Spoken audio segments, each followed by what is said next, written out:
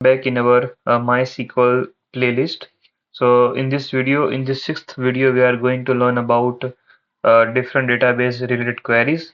And let's just assume that we don't know which database we have, and we want to create a new database name on let's say university.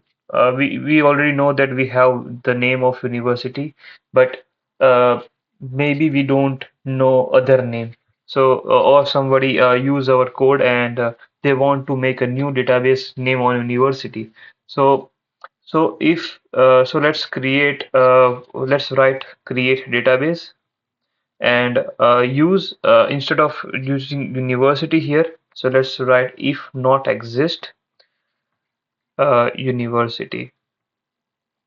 So this code then will execute when we don't have any database name on university. If we already have database on university, then it will give us a error. So let's click and run.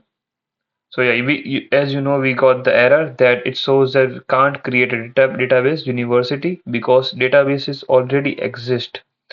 And you can also use drop database if exist. Let's say drop database if exist.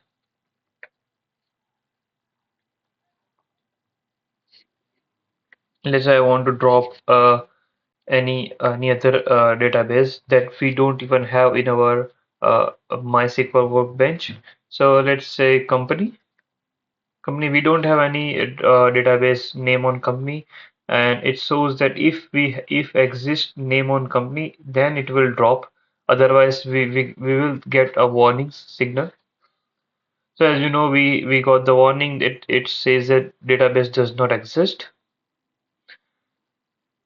And you can also see different databases in your MySQL workbench. So for that, we need to write so databases semicolon, and we need to execute this code. Execute, and as you can see, we have information schema, MySQL, performance schema, SYS, University, and University 1, and World. So these are some of them are internal databases, uh, but we create University and University 1, and same as we get the database, we can also check how many tables we have. So for that, so tables semicolon and execute this code.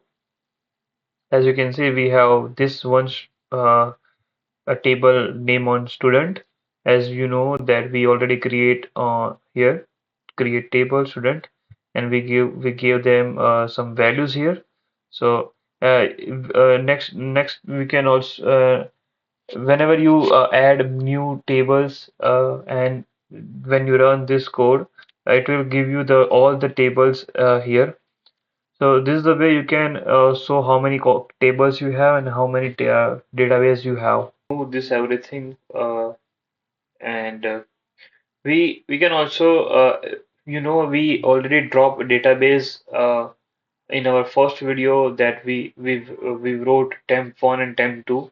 As you know, we created database name on temp1 and temp2. So we dropped those database previously. So in so similar way, you can also drop table in our university database. So how we can do that? You just need to write drop table and name on student. So I want to drop an, table name on student.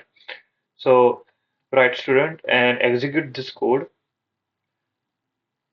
and you can see our table is drop right now.